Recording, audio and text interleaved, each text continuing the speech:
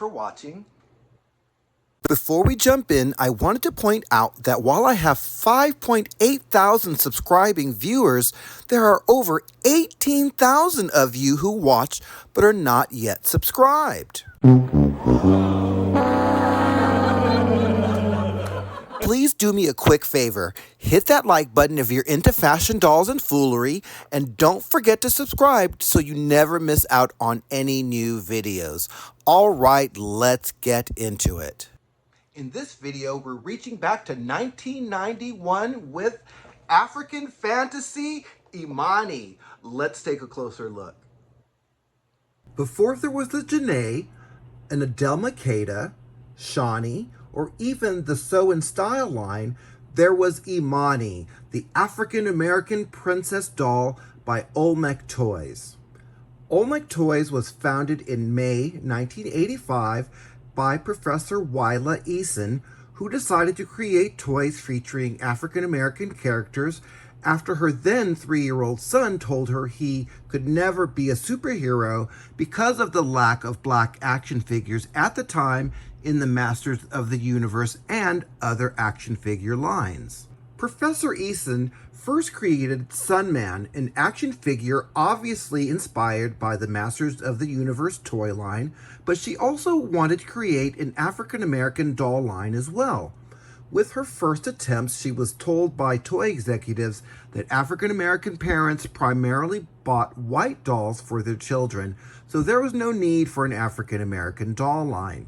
Determined to prove them wrong, Professor Eason created Naomi, an 11.5-inch fashion doll. Later, using the same head sculpt, Naomi's name was changed to ALYSA only 1 year later, and her name was later changed to Imani, but still with the original Naomi head sculpt. Imani received a new face sculpt in the early 90s. As an inclusive toy manufacturer, Olmec created both action figures and dolls for African American, Latino, and Asian children from 1985 through 1997. Once other doll manufacturers saw the success of the Imani line, Mattel created their Shawnee and Friends doll line in response, while Hasbro chose to go into business with Olmec.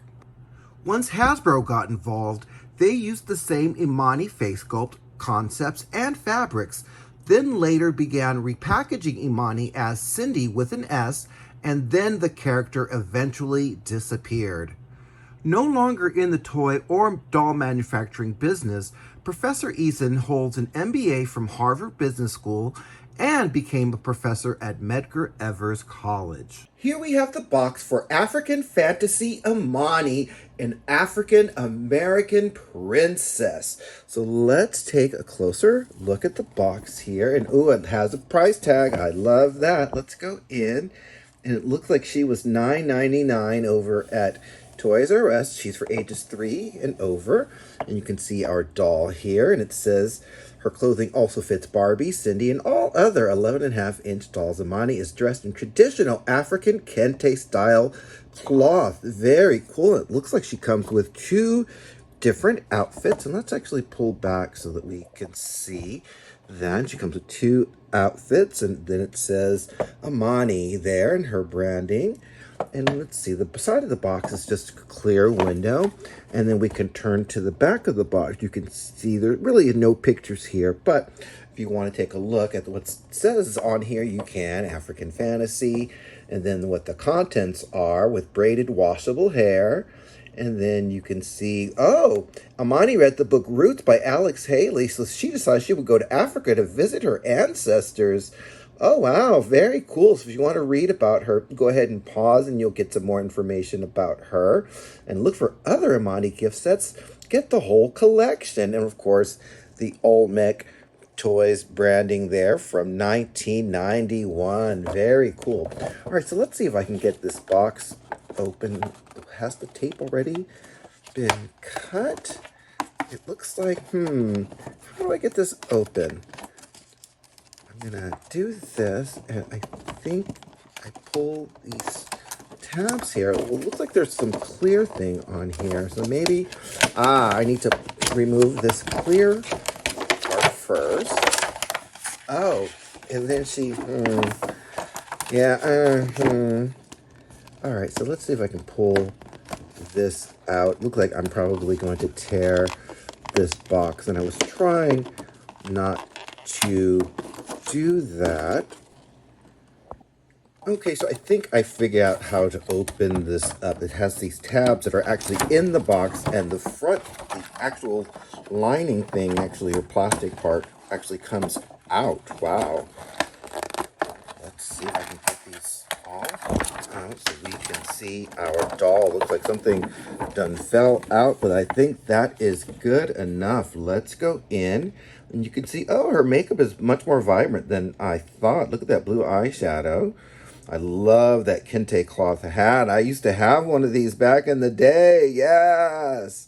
And look at her top here. And you can see the kente cloth inspired outfit here. Actually, there's two of them with the one she's also wearing. She also comes with a little ring as well. I see a bracelet. And it looks like, I don't see, oh, there's a little packet here that has a pair of shoes and a brush in it. The shoes look a little, ooh, child, but we'll see once we put them on. So what I'm going to do is I'm going to remove this doll from the liner so that we can take a closer look at her and everything that comes with her. This is a close-up of Imani, and she has the Naomi head sculpt, and you can see it actually looks really nice with actually the screening here. I like this eyeshadow that they have with her, and it goes really well with the kente cloth, and you can see the braids in her hat and also those chunky earrings. Let's go in so that we can really take a look at the screening here. And of course, yeah, she's very, very 90s here with her look. And look at those big earrings, really great. And you can see the detail of her top. Is this a separate piece? It looks like it is kind of glued on, so I'm not going to mess with that too much. And then you can see her skirt here, and she's got this bracelet, also a ring. I guess that's one of the ones where you have the hole in the hand, exactly. And you can see more of the skirt, and then she's got the cankle feet here. I'm going to turn her to the back so that you can see the back of her outfit, and you can see that that top part opens and closes with Velcro in the back, and I'll fix that so it's a little bit more secure. And you can see also that this also fits with, looks like Velcro, but is it one piece or two? It looks like it is actually all one piece. Wait a minute, it's kind of hard to figure out. One moment. So this outfit has multiple pieces. So the top is one piece. So this is actually attached to this portion of the top. So this is one, and then there is this skirt here, and then there is another layered skirt at the bottom. So there are three pieces to this outfit, and you can see her hat here, really very cool. Also, I love that her braids are secured with rubber bands, and it look like these rubber bands have held up well to the test of time. Really very nice. Let me pull back so that we can see a little bit more detail with our Imani. I keep wanting to call her Naomi because that's the Naomi head sculpt.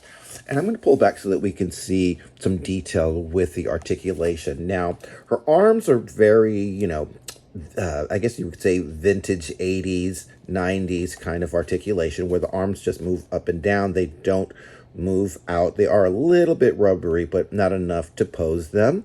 Also, her legs do the click. So they're the clickable legs as well. And then if she's got the cankle feet. Also, as you can see, she's got that ring, which is really very cool. And also the bracelet. Some really nice details. I wanted to show you that Imani is indeed a Christian. She actually does come with old school panties. Ooh, what a mess, but really nice to see. Let's do a 360 of African Fantasy Imani in her alternate outfit. The first thing I do want to mention is that this doll does not come with a display stand. This is just one from my collection, just so that we can take a look at her. So let's go in on her. I am loving these braids so much, and you can see her screening here. Very pretty. I'm actually really, the more I play with this doll, the more I like her, and I love those big chunky earrings. And you can see more of the braids there. You can also see a little bit of her scalp, I think, through there, so it's not as thick, but it's actually really still nice, and it's got the nice waves to it, and you can see the rubber bands. Also, you can see the top here. Really very cool, nice kente cloth. And just going into that, you can see the detail of it, and also her hair. I love those hair bands so much, and I'm so glad they didn't go with multiple colors. Very nice. Now, I gotta go on these pants. These pants are a hoot. These are really reminiscent of the 90s. They are hammer pants. Look at these high-waisted hammer pants.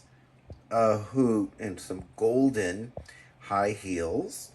Really very cute. Whoever styled this African Fantasy Imani doll really had their hand on the pulse of what was really fashion at that time. This is what the people were wearing. I want to see that screening one more time. And look at that eyeshadow, that eye color. Really very cool. And that is the first 360 of African Fantasy Imani. Let's welcome our panel. First, we have fashion icon and queen of Mattel, Barbie. Next, we have fashion designer and director, Imani. And last but never least, actress, model, singer, and Jason Wu's original muse, ALYSA Rodriguez. So before we speak to our panel, let's do a 360 of African Fantasy Imani. One of the first things I do want to mention that this doll does not come with a doll stand. This is just one from my collection so that we can take a look at her. Another thing that I did not mention earlier is that she has a twist and one of the first things I do want to mention that this doll does not come with a doll stand. This is just one from my collection so that we can take a look at her. Another thing that I did not mention earlier is that she has a twist and turn waist, so as you can see, I put the hat on her this time, and also her spread her braids out just also, another really good thing about the Imani dolls, their heads come off really easily and makes it really easy. And you can see her kente cloth hat, just a note earrings. And you can see also another really good thing about the Imani dolls, their heads come off really easily and makes it really easy. The outfit would have been just better dress her with just a note.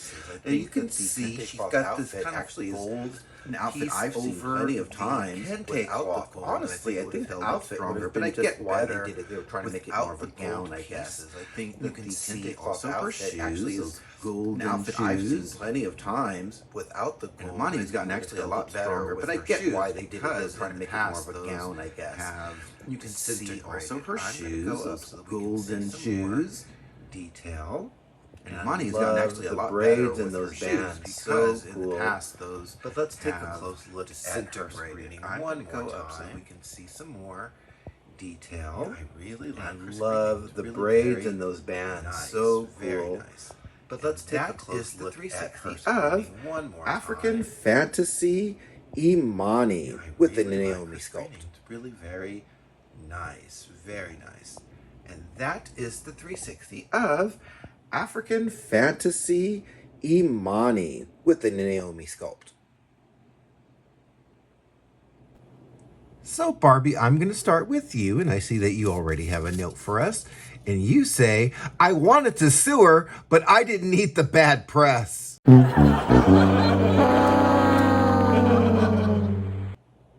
Imani, uh-oh, you've got Ashley the attorney with you.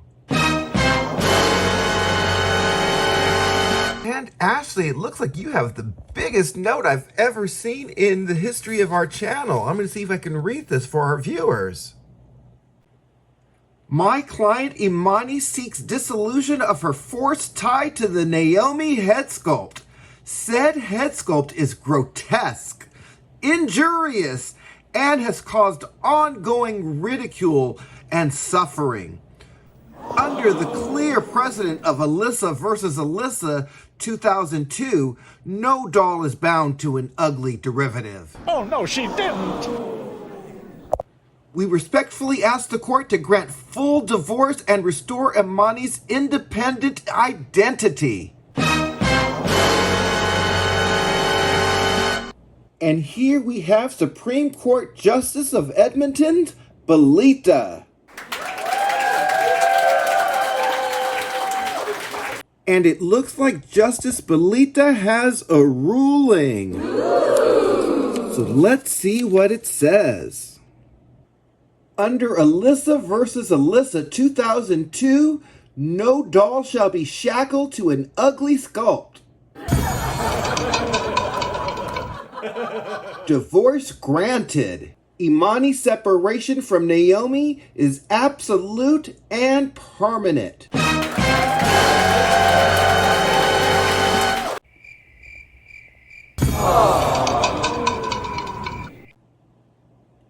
And ALYSA, you have a note for us, and you say, "This too much drama." I agree with you, ALYSA. So, welcome Naomi, and congratulations to Imani for keeping her own name and identity. And thank you, panel and guests.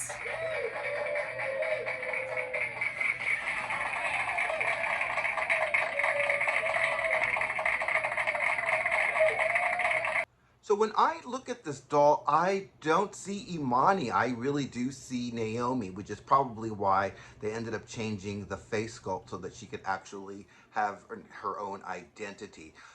That being said, I really actually do like this doll better than I thought I would. I also opened another version of, actually a couple of versions of Imani. This is the third Imani that I've opened. And I will say that this one actually has made me appreciate the others actually even more. I absolutely love the kente cloth outfits. I might see if I can get rid of this gold part, maybe. I don't know. I might want to keep it just for posterity, but if I really want to play with this outfit, I probably want to try to remove the gold because the kente cloth is really excellent looking. I also love the hat. I love the braids. I love that her rubber bands have stayed the test of time. Really very awesome. And I love that she comes with the second outfit. So I'm actually planning on, even though she's got those hammer pants, I actually love the colors. I love everything about that outfit, and I actually plan on using that outfit probably on the other Imani doll that I have, as she can't wear that gold lame every day, can she? Well, I guess in Edmonton she can. So anyway, let me know what you guys think about her in the comments. Also, if you like this video, please make sure that you click the like button, because that's how I know that you like my videos. And if you have not yet subscribed, please do it today. There's a little button somewhere down there. You'll press that with the notification bell, and then you'll get notified of when I come up with new shows like this one. So anyway, thanks again for watching, and I hope that you have a great day.